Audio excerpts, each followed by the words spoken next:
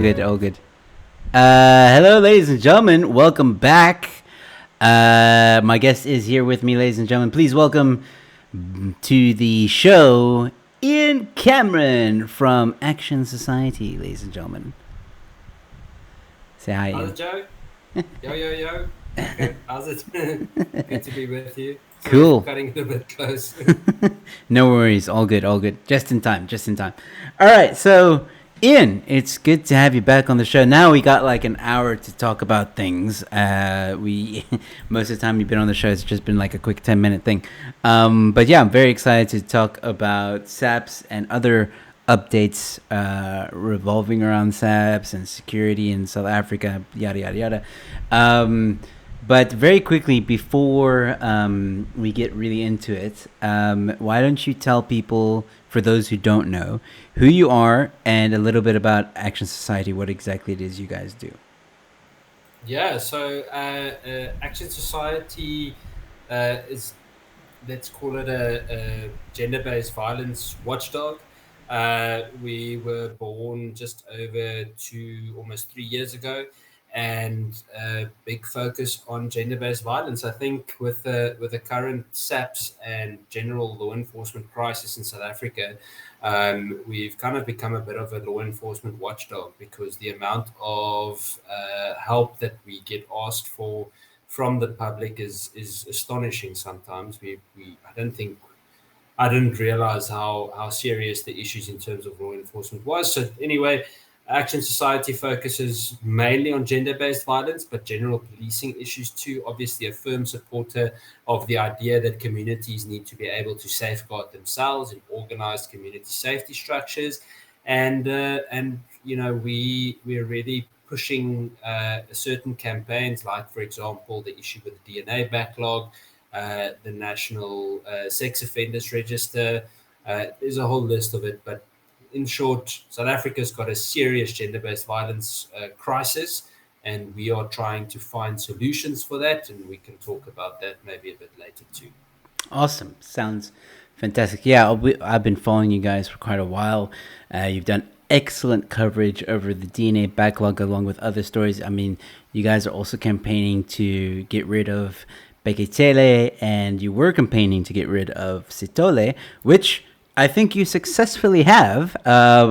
We spoke a bit about that in a previous interview, which everyone's welcome to go check out.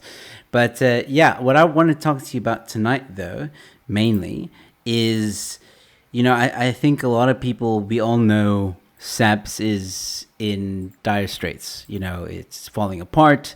You guys have been in the interview we had. You said we need to completely get like an overhaul of some kind, like another institution to take over, whatever the case may be. Maybe we should talk a little bit about that in more detail. What exactly are you guys advocating for? As I understand it, you're not necessarily saying SAPS needs to be completely dealt with or dismantled or like taken down from the ground up, because you said that wasn't going to be practical. But what exactly is your plan to try and fix SAPS?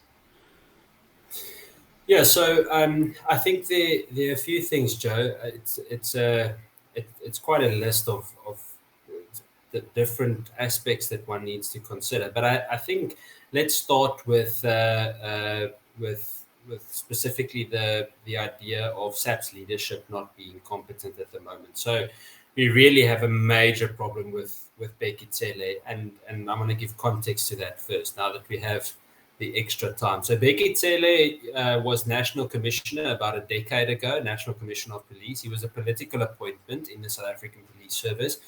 He had no policing experience whatsoever, but he came in with incredible charisma. And the public actually, in most cases, liked it. Police members also liked it because they felt like they had a leader that stood with them, spent time with them, made time to spend time on crime scenes. He would typically have a police chopper fly him out to for example, a cash in transit heist scene, and he would walk around with the cops and in his uniform, and he would say things like "shoot to kill" to the media and so on and so forth. So morale wise at that stage it actually made a bit of a positive impact, but in the background he was doing tremendous damage to the South African police service. I mean, for example, just before FIFA World Cup, he passed, he signed off on the pass of thousands of police recruits that didn't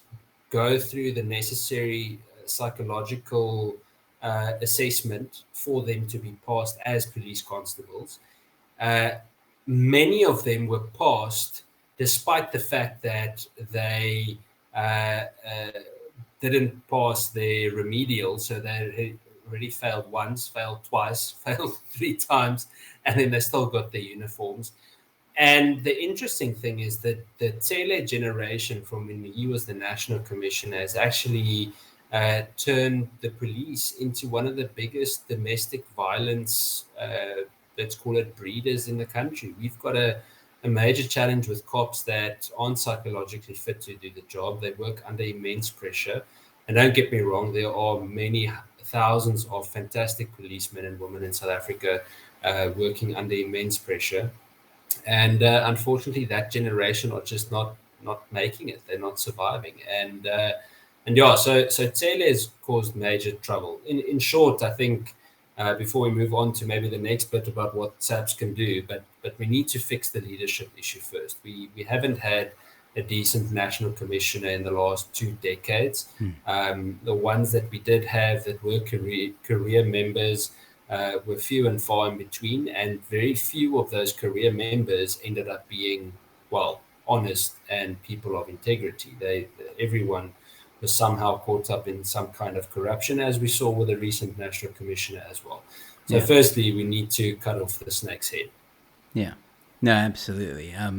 But yeah, before we get into that, I do have a question about that. Hold on. I have to address this. John Van Rensburg giving a 35 Rand super chat. Thank you so much, John. You can leave a comment or a question with that, but yeah, thank you so much for the support. It's greatly appreciated. It means a lot to me. And he also says, my lotto ticket is going for Germany tonight. Thank you so much.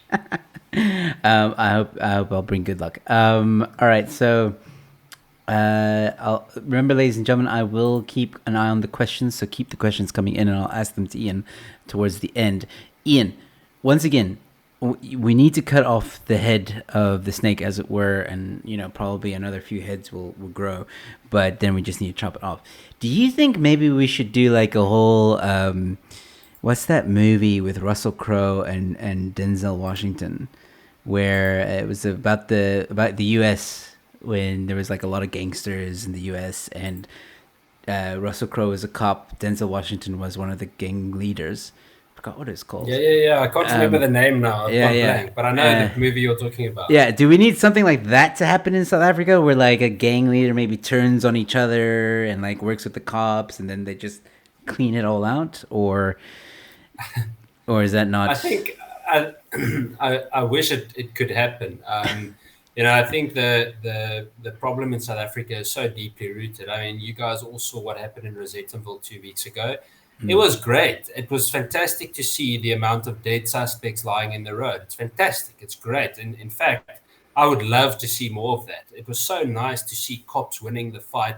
It was nice to watch some of the footage about how, to see how professionally many of them approach the scene, approach suspects, how they move tactically. There was just so many things to be excited about. But then Bekele shows up on scene. He destroys half of the forensic evidence just by walking over everything.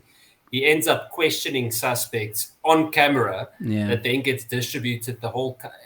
It's just an embarrassment. He's honestly an embarrassment. And that type of thing makes it difficult. And then we look at Rosettenville and we're so happy that it happened. But Joe, Rosettenville is few and far in between. The amount of violent criminals in South Africa, I don't think we realize how serious it is. Remember, if we just think in terms of murder, just about 95% of murders are reported in South Africa, in the country. That was a stat from 3-4 years ago, if I'm not mistaken. So it's close to 100%, which is not a bad statistic for Africa, at least.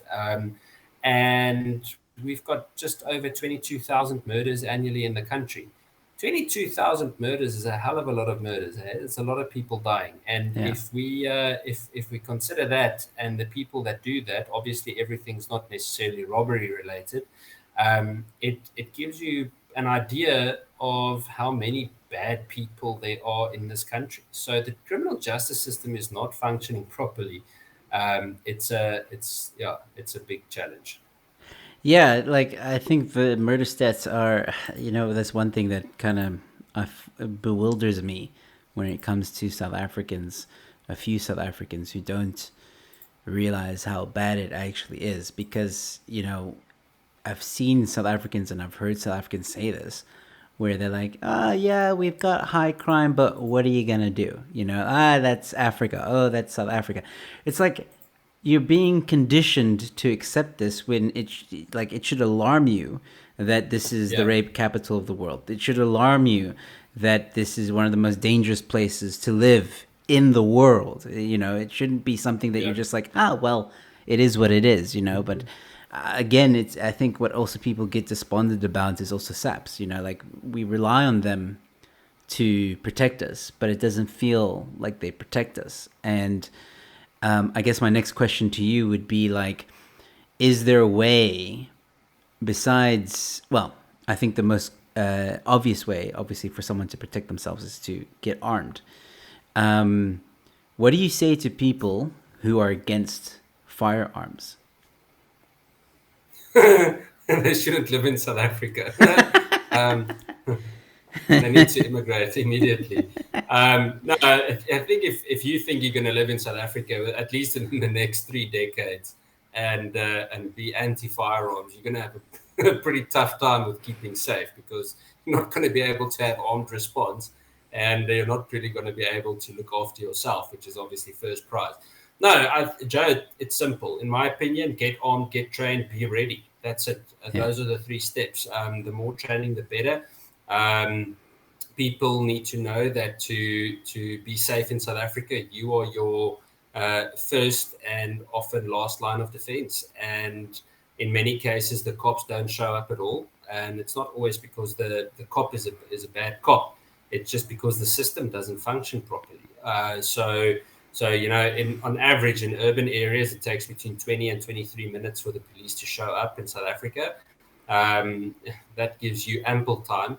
Many urban robberies, house robberies in South Africa, don't take much longer than 5 minutes, maybe 10 minutes. Then on rural areas, farm attacks, that type of thing, I've worked with that for many years. You've got scenes that can last up to 11 hours, 12 hours. I remember a scene, the Johan van Rensburg scene that I worked on. He was tortured for just over 8.5 hours. And in a rural area, there was just no chance that the police would even know about the fact that he was being attacked. He was completely isolated. And it just gave them so much time to do absolutely horrific things to this old guy. So, it really depends on the area. The point is, if you don't have a gun and know how to use a thing, and this isn't to be bleak with anyone, I think it's a matter of time until you are left defenseless. So I want to encourage people that once you can legally own a firearm in South Africa, I would encourage them to do it. And one must also realize that it comes with a great responsibility. I'm not the kind of person that says just pull the trigger left, right, and center, start shooting and killing people. But I must say, I absolutely advocate for law-abiding citizens to be armed in South Africa. Yeah, no, absolutely. I think Tracy said it, and I agree with this. Guns don't kill, people do it. Absolutely. You need to learn the safety of a gun. And if you know the safety of a gun and you know how to respect a gun, and you're level-headed, you're not going to kill anyone. You're only going to use it for what it actually is for, which is to protect yourself and your family. But yeah, I think one of the things I did want to also talk to you about is, and you brought it up now, farm attacks, farm murders. Very touchy subject for South Africans. There's a lot of people out there that say that it's just propaganda, that farm attacks are real and farm murders are real, but there's no, like, I don't know, they try and downplay it, like for example, I've seen people say this where they'll say, yeah, okay, farm murders are bad, yes, and they're terrible, but they're part of the statistic. They're part of the 56 a day that die. And it's like, do you even listen to what you're saying? You're saying that it's okay that people are dying. Like, whether it's 56, 25, 10, it shouldn't happen, period, especially farmers. We need our farmers. They're very important to our society and for food. And only when I think that people go to the shops and they realize that there's no food there, then they'll be like, oh, crap, what did we do? But for those who, say those things, farm murders and farm attacks aren't a big deal. They're not. They shouldn't be priority for the cops. What do you have to say to those people? Sure. So I think it's a multifaceted answer. I think in the first place, it is a very serious problem. Now, South Africa has a few pretty daunting crime issues at the moment, and rural safety is definitely one of them. I mean, Joe, let's be honest. You don't see any other crime in South Africa where someone gets tortured for 10 hours straight. Uh, the one scene, the one I was mentioning earlier, when we got there, that guy's nail marks were stuck in the carpets because of the way they dragged him through the house. You don't see other crimes where a woman has to watch her husband being shot and then she gets locked in a safe with the lights on for almost 24 hours with her husband's body. And I can tell horrific stories. My team and I, at that stage, we had contact with just over 3,000 farm attacks during that 11-year period. And it is definitely a very, very serious thing. I think the challenge that we have is that many people have done a lot of damage to the farm attack campaign to highlight the issue. They've politicized it to a point where many people don't take them seriously anymore. If you shout white genocide behind every single farm attack, people aren't going to listen to you anymore. It's just a tainted subject in South Africa, and whether you believe it or not, that approach will never work in this country. I always answer people in saying we need to look at each case on its own, and I didn't say that because that's what I thought. I said that because that's what I had to do. I saw many hundreds, thousands of cases, and all of them were different. And I can honestly tell you that there were many of them that weren't race motivated whatsoever, and no one was seriously injured. And then there were others where there were racial slurs and where there were even political things said, where there were for example, Malema or EFF things said on a scene. And there were other cases where almost all the attackers were foreigners. They weren't even from South Africa. And so it's a very complex crime. It is something that does require specialist attention. And it's good that there are organizations like AfriForum that campaign for that. And I think it's important that more research is done on the issue. But farm attacks are definitely not that simple that one can just say it's only political, or it's only racial, or it's only robbery. There are many facets at play, and one needs to consider all of them. Yeah. No, I think you put it fairly, and it's look, any murder, and I've said this as well on my show. Any murder is a problem, because a lot of the times when I speak about farm murders, I always have someone in the comments saying like, yeah, but why don't you talk about the townships? Like, people are dying in the townships. Look, I'm telling you what I hear. If you're telling me that people are dying in the townships, I'm going to talk about that too. Like, mainstream media also doesn't talk about that. And to sorry for interrupting you, but, no, go ahead. Something that's very, very important is that no one said that a farmer's life is more important than another life per individual.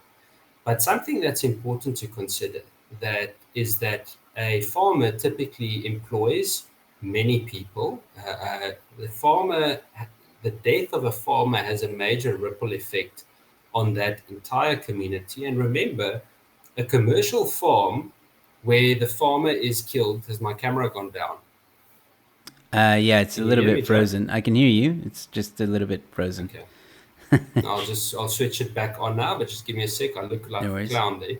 But if you if you consider a farmer, being killed, a commercial farmer, it takes between 5 and 8 years for that farm, if it was to recover again and be fully productive again. 5 to 8 years. That's a major, major issue. And then imagine the amount of people that are left, jobless. Let me just restart my camera quickly. I'm going to be with you in 2 minutes, if that's No okay. worries. That's okay. All right, cool. So while we wait for him to come back, ladies and gentlemen, yeah, this is a rough. I told you like some of the stuff might be a bit hectic to listen to. Ian has a lot of experience with farm attacks and farm murders, and he advocates a lot on his Twitter account. He will share incidences of attacks and murders. And yeah, it's quite sad what he said, and I'm a little bit shaken myself. But yeah, thanks for the laugh, John. Saying Frozen, let it go. Yeah, I think. Let me go. Let me see what Bruce said here.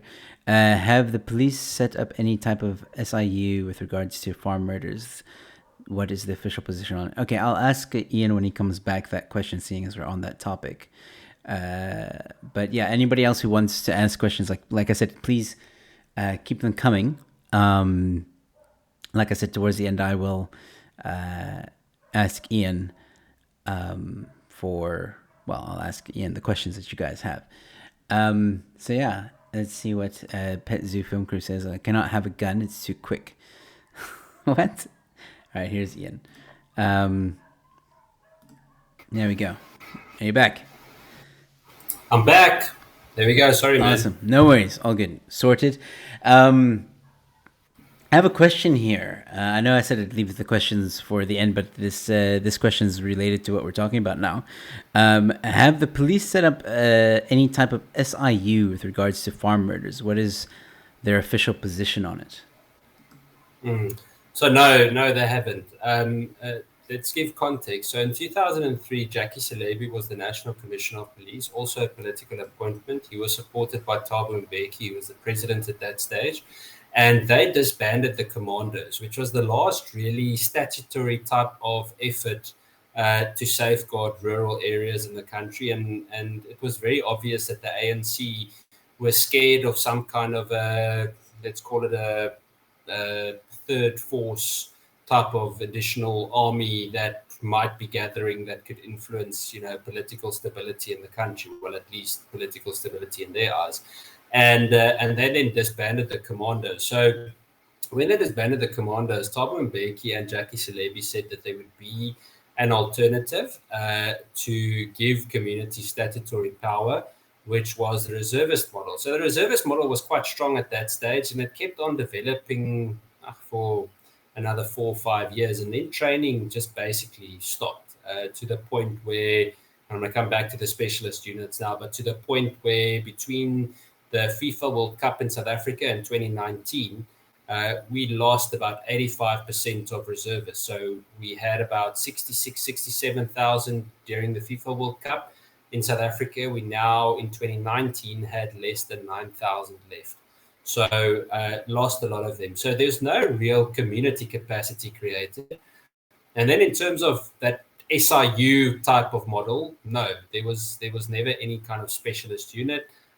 We have rural safety units that are connected to a station. They do have a national rural safety committee. They've got provincial ones as well. I sat on several of those committees, and it was quite disappointing, to be very honest. It was more a bragging session for some of the rural safety coordinators for them to say how many farms they'd visited. I laughed the one day I sat at a committee where the KwaZulu-Natal rural safety coordinator told us that he had visited 13,000 farms in in 1 month. Do the math. The amount of visits you need to do in a time. But anyway, he got roasted like really badly by his colleagues and by other people. My point is just no specialist capacity, and I don't think we will see it anytime soon. At least not something that is based on merit. The only place that I have seen some kind of specialist statutory change was in the Western Cape, where they empowered certain parts of the community in certain areas. And I know they are testing the model here and there, where they've actually got reservists that report to the municipality or the province, and not to SAPS. And that helped to just have some kind of statutory power back in the community. But again, it's not specialist units. It's not something that purely focuses on that. Okay. Yeah, it's oh man, it like one of the things again that boggle my mind is the dismantle of the commandos and how these farmers, some of them are left in the middle of nowhere to protect themselves, and they've had to basically come together in the community. And I mean, I was with a farmer in Brits, and he was showing me how every night he's on radio, he's listening out. He was like the medic, so if they need help with anything medical, he'll go out and he'll help or whatever. And every night, almost every night, he's on duty. So he not only does he work a full day on the farm, he also has to patrol in the evening. It's a very hard job to be a farmer in South Africa. Exactly. Yeah. Absolutely. Yeah. So, all right. So we spoke about farm murders, which is a touchy subject. But let's talk about another touchy subject. GBV, right? So you guys do a lot of advocacy for that. I've seen it. DNA backlog. Last time you told me that the DNA backlog is down to 100,000 or over, just over 100,000 cases. Is this still the case? We haven't had any other feedback. We actually had a discussion about it today. It's gone very, very quiet. So we're busy considering the different remedies that we can follow.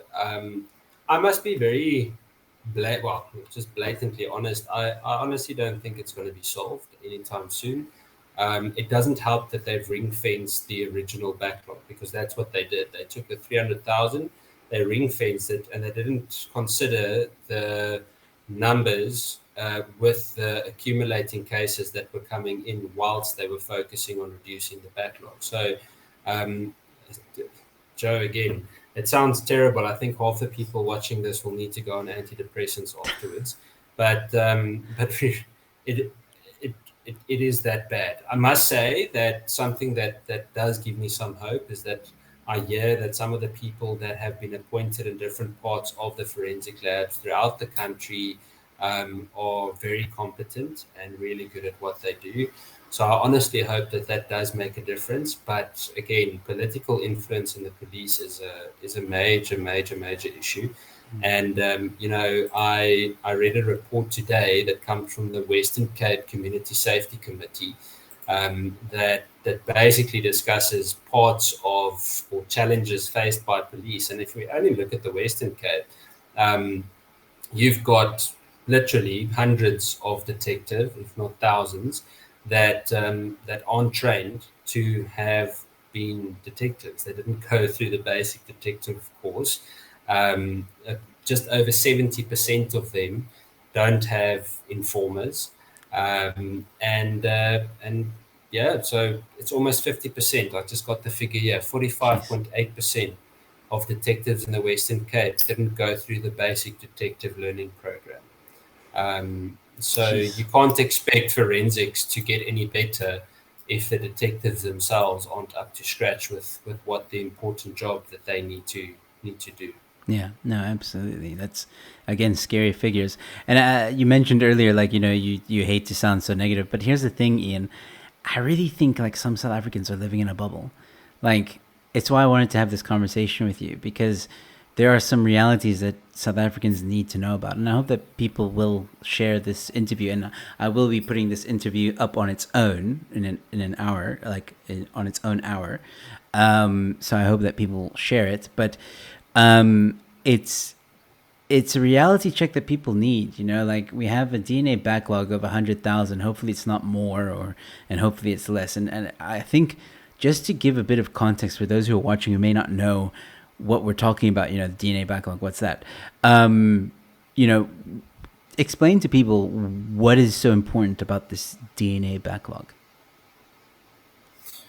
Well, basically, to give you an idea of why DNA is important and why, let's rather say, DNA is not the only way to link a criminal to a crime or to link a suspect to a crime scene, but it is one of the best and most accurate ways of doing so. And if we can get DNA, say for example, a sample of hair on a scene, it matches a specific person that might have been arrested, but it's difficult to have him or her convicted. It might just be that link that one needs to fix it.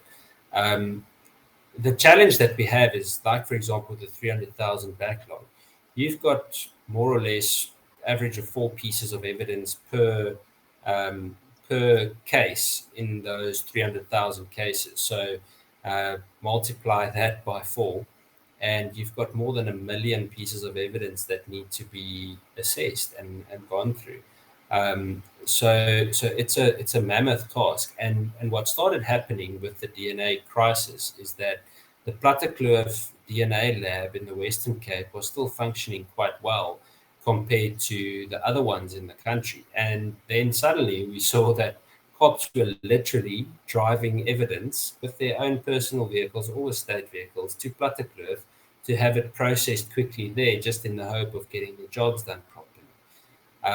Now, hats off to them because they're actually trying to do it, but that shows you how ineffective the system is. So, how do you keep the morale up in a police service that is that broken? So, in short, DNA is just an incredible way of linking suspects and victims and so on to scenes. It's something that can really uh, uh, confirm many thoughts and ideas around how crimes were committed. It can confirm just so much more, and it is a fantastic way of ensuring that justice is served. Yeah, and isn't it true that Brendan Horner case, the DNA backlog affected that case? Yeah, absolutely. He's one of many. Also took very, very long. I actually don't think everything was ever even processed properly.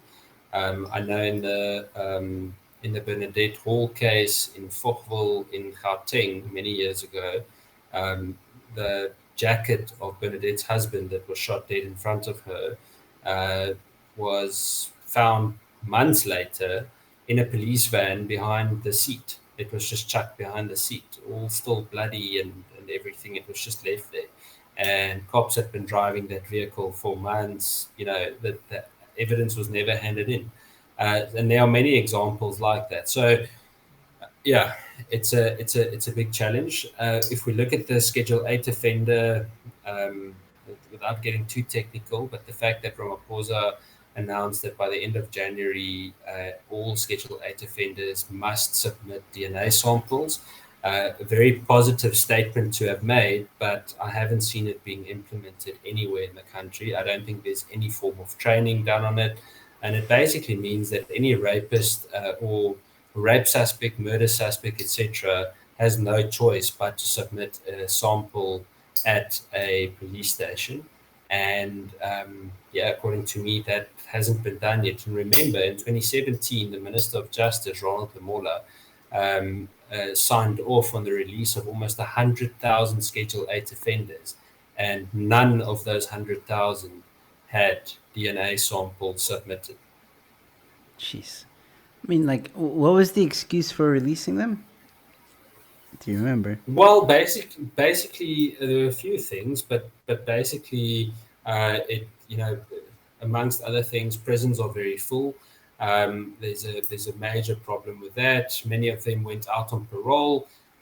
Others were, it was their time to be released. The point is just the majority of those people, unfortunately, have a very, very strong likelihood of returning to violent crime again. Yeah. And now you've got no way of matching them. So even if you do rearrest them, there's no way of linking them to other crimes. So we basically shot ourselves in the foot and we released 100,000 violent criminals back onto the street. And it's as simple as that. You can imagine if you had a rapist that had raped several women. There are several cases against him for what he had done. Now you release that person, he's back out on the street, and you can't link him to other cases. It's just, yeah, it's just no way of doing it. Yeah. So if you were to arrest him for one rape, he's never going to get the punishment that he really deserves. Yeah. Jeez. Yeah, I hope we're not giving anyone any ideas here, because on the one hand, it's very sad, it's very dangerous, it's very concerning, but on the other hand, somebody might be watching this and being like, maybe I should commit a murder, and that's that. We don't want that either. Please don't. It's in like, I get so. Because this is the thing, right? So you speak about these realities. It frustrates everyone, right? It makes everyone sad and depressed and like, oh man, what the hell's going on? And this is why people choose to ignore it. But here's the thing. We can't ignore it. And I got a question here from Mr. Julius. I think this is a troll, but I'm going to read the question anyway. Because it says Mr. Julius, I'm assuming here. But what do we do? Who would punish their child like that? But what do we do with these realities? How do we fix it? And I think I think what we mentioned earlier, is like you said, get armed, get the training. That's the first step. Second step would be working with your community, and I think that's something you advocate for as well. So maybe you can enlighten us with maybe the best way to try and fight back.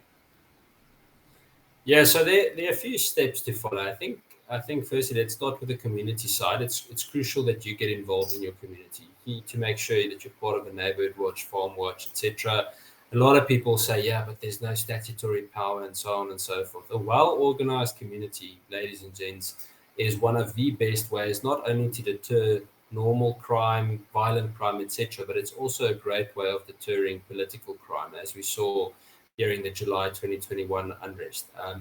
I remember a case, and for their sake, I'm not going to say exactly where, but I remember a case, I'll say the province in Mpumalanga a few years ago, where a neighborhood watch I worked with actually went to, they got information that the EFF were going to occupy a piece of land close to where they patrol, and they just rallied the majority of the community, and they waited for the buses of EFF members to arrive. And when the EFF guys got off the bus, they got right back on and they left, and problem was solved. And the police just knew that if the EFF don't get back on the bus, there's going to be definite bloodshed, and the EFF are definitely going to lose. So let's face another thing, and something I love about Morning Shot and what Ramon says, the EFF are inherently cowardly people. They are cowards. They cannot stand on their own 2 feet. The only time that they have any form of supposed guts is when they say things to cameras, and when they have a whole army of people standing behind them. And even then, they are pretty cowardly, as we saw in Brackenfell not a long time ago. So I think it's very important that people realize the strength of organized communities. Then, Joe, I think it's crucial that you arm yourself. If you're not a fan of firearms, then do something else. Make sure you get some form of formal training about how you can safeguard yourself, your family, your home, what you can get into place, early warning systems. We always tell people when we write for firearms.co.za that if you can defend yourself, you can defend your family. If you can defend your family, you can defend your neighbors. And when neighbors start defending each other, they safeguard a community. And that's it. You need to look at it like layers of an onion that you peel. And that's the kind of approach we need. In terms of the statutory solutions that Mr. Julius asked, it's challenging. We need to obviously go to court if we can and if we have the funds for it. It's important that we follow a double strategy. On the one side, we want to make sure that we've got strong community structures. On the others, we want to make sure that we also use the statutory channels that we have to our disposal to sort out these problems. And on top of that, we have the question of federalism. Isn't it something we should start considering in South Africa? Have a federal type of system that you actually get what you vote for, because it's easy for people to keep on voting ANC, but the actual people that pay the tax don't vote for them, but they have to suffer under the same idiotic rulers. And so that's something we can start looking at. So there are many ways to skin a cat. The point is just that we need to find avenues to try and utilize all of these solutions to make a safer, more sustainable future in South Africa. Hey, I think it's great advice. It's something that I'm also starting to do with my community, is getting to know everyone, get to know thy neighbor, be friendly with thy neighbor. You never know what could happen, and it's very important. And I think that's the first step. Just get to know your neighbor, be friendly with your neighbor, and then slowly and surely to have a chat, start building that community together. You mentioned, and I'm glad you brought it up. You mentioned firearms.co.za. Tell us more about that. People don't actually know a lot about it. They know that you're from Action South Africa. Sorry, Action Society, South Africa. You're an advocate. You do a lot of work for that organization, but you also have Firearms Guardian. Now, what is that about? What's all that about?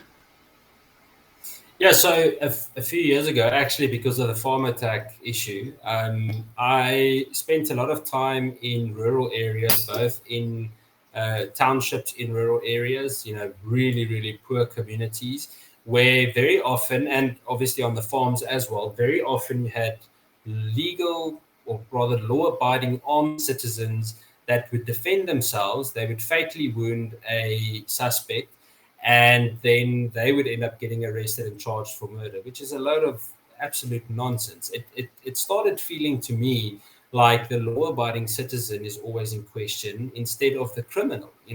Why are we always asking, why did you pull the trigger? Why aren't we asking why the criminal was in my house trying to rape my wife?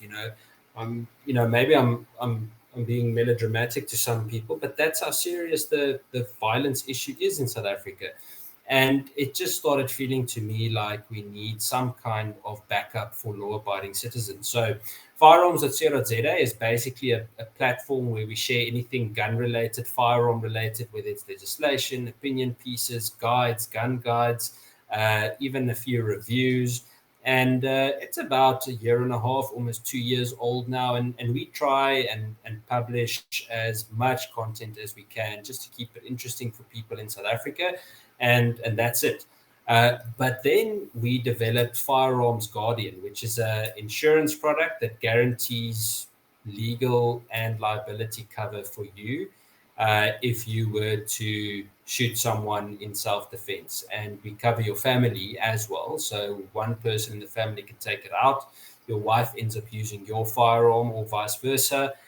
We will still then see how we can cover you. Long story short, we developed it. We started rolling it out in December 2021, and it's going really well. We're getting flooded with inquiries, and we're very excited about the future of it. I think it's the first time that it's not just a firearm advocacy group, talking a lot about guns and just looking at license applications and how we can supposedly badmouth the police. It's plain and simple. It's a physical service we want to provide to support gun owners in South Africa and make sure that legally armed citizens can stay legally armed. So we then basically guarantee that they will get legal help. So if something were to happen, you have a 24/7 number, you call it, and we immediately send someone to assist you in the form of legal help. Fantastic. I love it. Isn't like there is a difference between that and GOSA, right? Yeah, so I think it's an important question. I don't think this should be confused with, for example, GOSA or Saga or NAFO or any of those organizations. We work very closely with NAFO, with the Responsible Firearms Organization in South Africa, and Alma Schaefer and his team are fantastic. So we obviously support the idea of organized firearm advocacy groups or gun right groups in South Africa. They play a crucial role.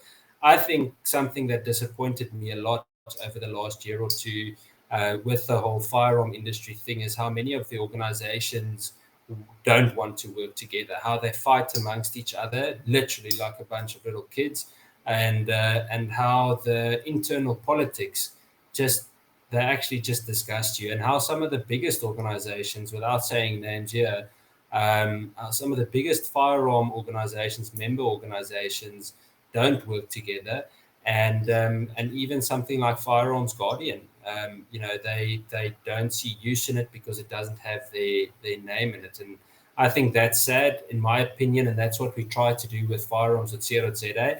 We want to share as much information, regardless of who it's from, as long as it's accurate and objective.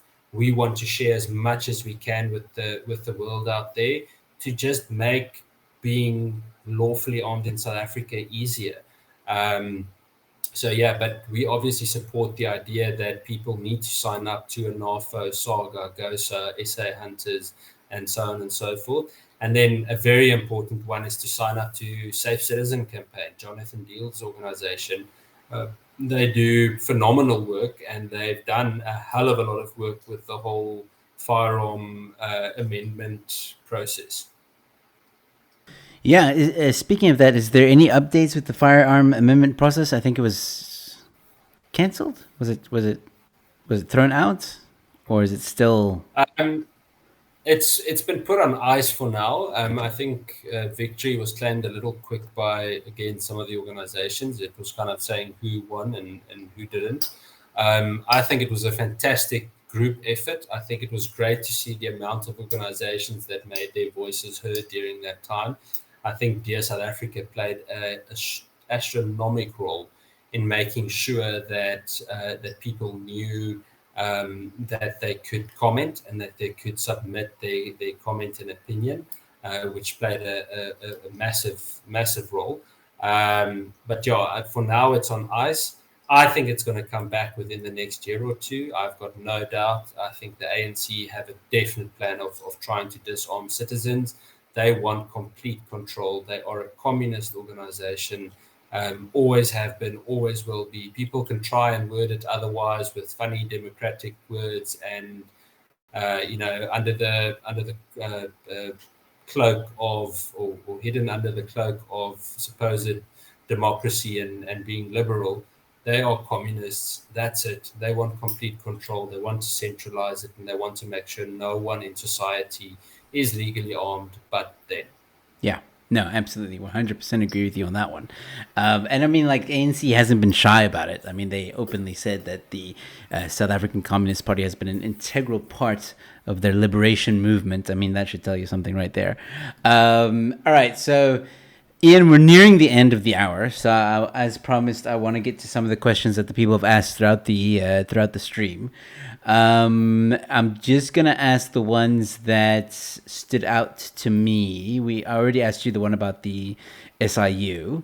The other one that I have here is, what is our capacity regarding SANDF force? There's no capacity. There's nothing to get excited about. It really is up in shambles. In terms of the recce's or special forces guys, there are still quite a few of those units that operate very, very well. They've got limited resources in some cases, but from what I've seen and heard with a few contacts and actually a few friends that I've spoken with actually in the last week or two, they are reasonably resourced, depending on where they are deployed and so on and so forth. And they're quite operational. They still work in many areas. There are quite a few of them don't know if we're meant to say it or not, but quite a few of them in Mozambique at the moment, and they're operating. So there are good people there, but I think in the broad sense, you can't really call it an army. Their border protection capacity is, yeah, it's really bad. I worked in Limpopo last year for a bit and spent quite a bit of time on the Zim border, and it was incredible to see what a fantastic transport network this SANDF have built there. But there's a trick. They don't transport their own people. They transport cigarette smugglers. They assist them, and they do Yeah. it really well. So they actually make DHL look, yeah, pretty unprofessional. Oh wow. They're very good at courier services, and I'm not just saying this. We literally saw this in the Yeah. middle of the day. You see them picking up cigarette smugglers, they assist them smuggling, they get some cash, and so on and so forth. So it's no, it's the SANDF is in very, very bad shape. Well, I was gonna ask as a follow-up question, like if, God forbid, we go to war with, let's say, Russia, how would you feel? Would you put your money on Russia, or would you put your money on the South African army? Oh no, Russia. No, there's no doubt. No, no, there's just no comparison. Botswana would kick our asses. Namibia would kick our asses. There's Oh, no okay. doubt. There's just no doubt. I think Namibia, Angola really? would literally, absolutely. No, there's just the South African Defence Force, Joe. They are really in bad shape. I mean, they struggle to get enough fuel to get vehicles working for a That's show. true. Yeah. And then when they actually have the show and they got the fuel, then they need to find the vehicles. So it's just it's really it's bad. And you know the sad thing about it is, you know, we were rated as one of the best defense forces in the Mm. world 30, 40 years ago. If you speak to people like retired General Roland de Vries, that's someone that you should maybe get on your show one day. What an Mm. incredible person to speak with. You know, he wrote a book called Eye of the Firestorm, and if you read, you know, his nickname was he was the Rommel of Africa, not because of anything Nazi related, but because he was this incredibly mobile infantry commander, and they just managed to cover ground faster than anyone had ever seen. It was just remarkable. And if you look at South Africa and South African Defence Force today, there's just no way on earth that they would manage it. I mean, you saw during the lockdown, there's some of the soldiers that are too fat to even get on the back of a truck. So how on earth are they going to defend you? It's just there's just no chance. I'm sorry. Not just that, but the ANC doesn't feed them either, so that's also a problem. Yeah, so they're either dying or they being overfed. It's one of the two. All right. Final question of the evening, which I think I know your answer, but I can't remember. Acid Zill was asking, ask Ian what he thinks of Cape Independence or Cape Exit. I support it. Good. I'm going to be very, very blunt about it. I support it. I actually today, about 3 hours ago, I registered to join the march Yeah, I'll in see you there April.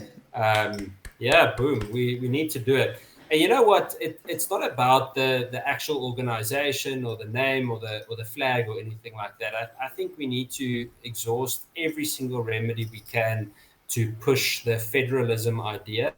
And I think that's a very good way of doing it. So if we get complete independence in the Cape or not, I think South Africa as a whole, whether it's in the Western Cape or not, need to start adopting the idea of having federalist or federalism as a provincial type of governing structure.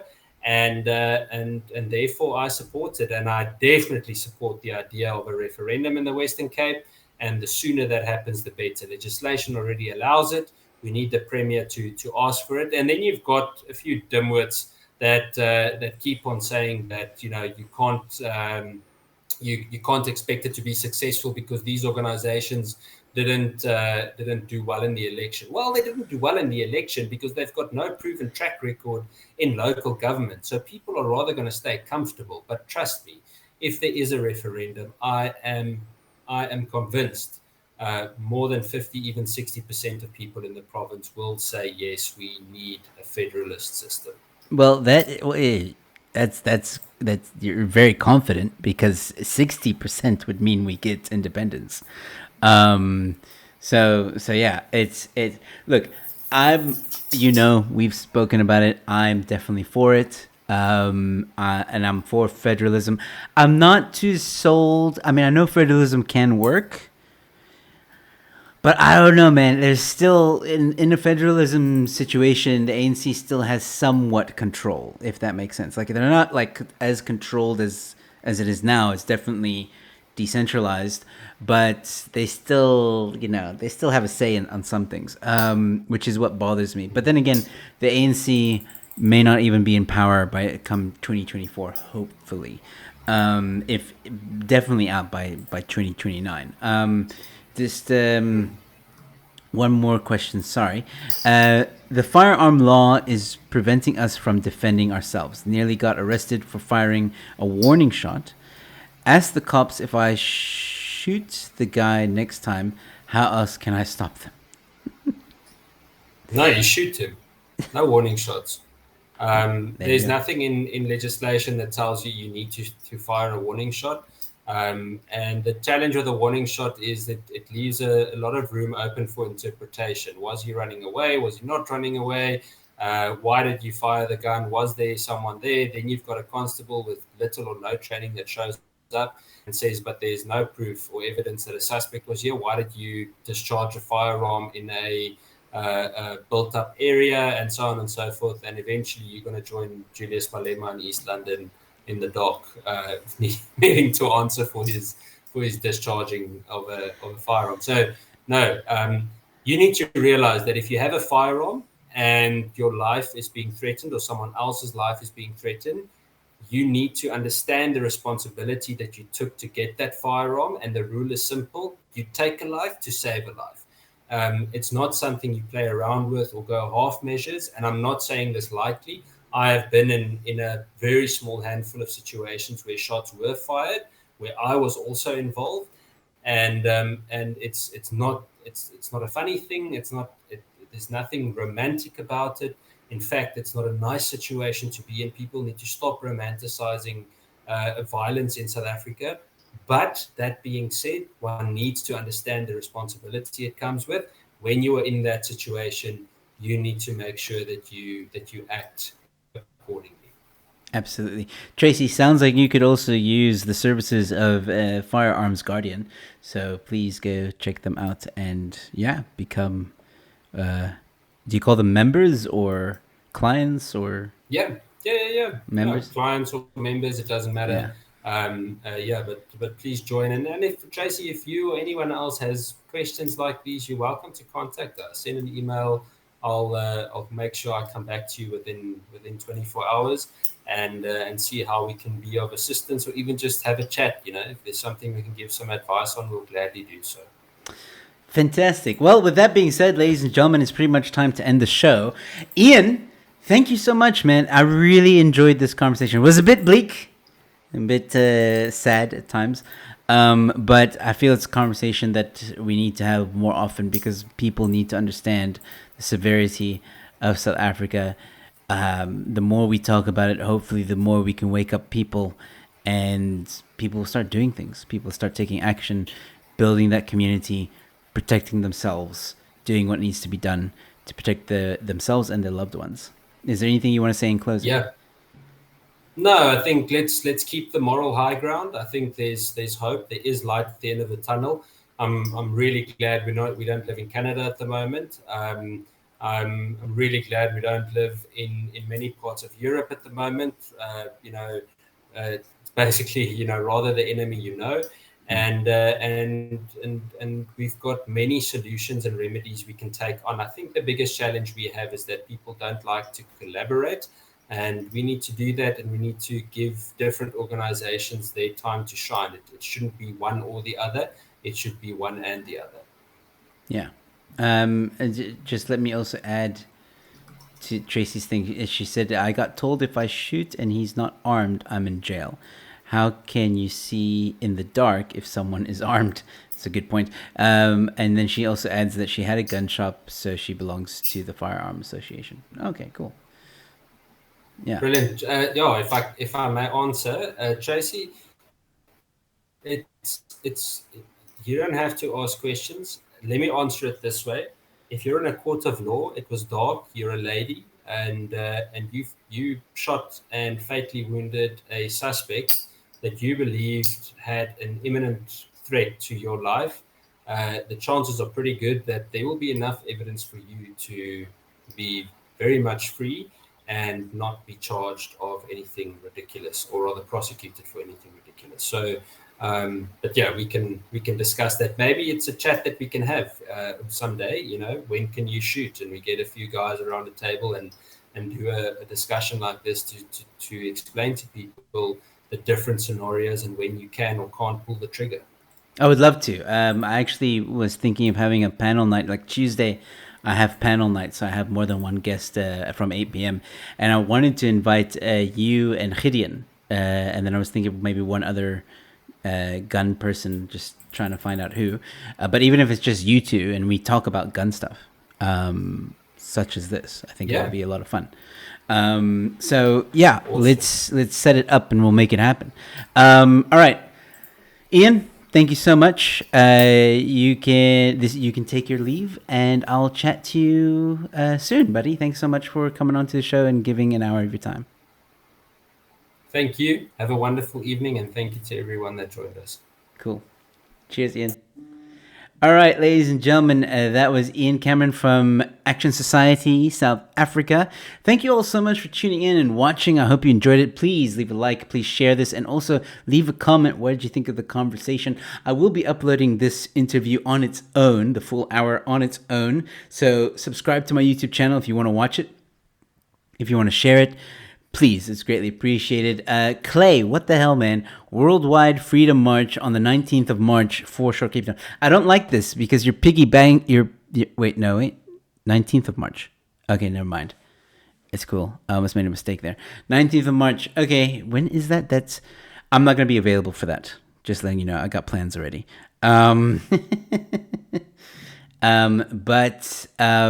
Yeah. Just in case anybody's wondering when the next Worldwide Freedom March is, it's on the 19th of March. I won't be able to be there. Sorry, I've already got plans. But you guys, if you want to, you can go support. Apparently, it's at Foreshore, Cape Town. All right. Yes, problem whole mission. Yeah. Go, Tracy. Go contact Ian. He's going to help you out with that. I'm sure he will. What you smoking? Your time is perfect. Nothing. I'm sober as a judge. Anyway, all right, ladies and gentlemen. That's it for tonight's episode. Thank you guys so much for tuning in once again. Thank you guys for the engagement. Thank you so much for the questions. No, thank you, Acid Zill, for asking the question. I knew Ian was going to say that, but I just thought I'd ask him anyway. And yeah, ladies and gentlemen, of course, now everyone's going to start posting the marches.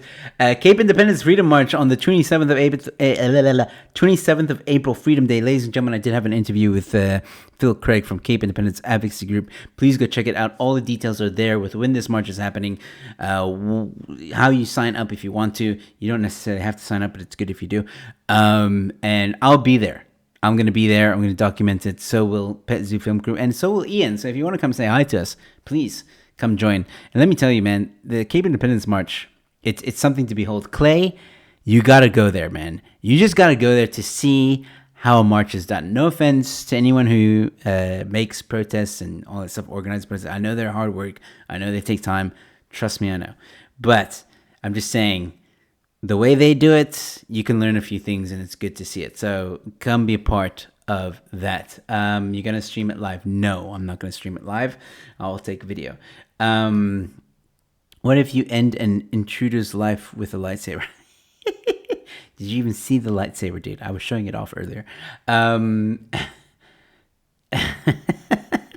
guy no, they must go they must go and watch the stream from the beginning. It's like 30 minutes in, if I'm not mistaken. Yeah. Now my lightsaber. She's sleeping now. Yes, it's a she. All right, I gotta go, ladies and gentlemen. Thank you guys so much for hanging out with me. Thank you so much for hanging out with me and Ian. Tomorrow, I'll be back with a panel night. We're gonna be discussing is hate speech real? On my panel is gonna be Dumo Denga. We're gonna have Dodgy Idealist and Kenton Pillay, ladies and gentlemen. Is also gonna be on the show. So that's tomorrow evening's panel night. You don't want to miss that. All right. With that being said, ladies and gentlemen, stay safe, be kind to one another, and I'll see you at the next one. Cheers.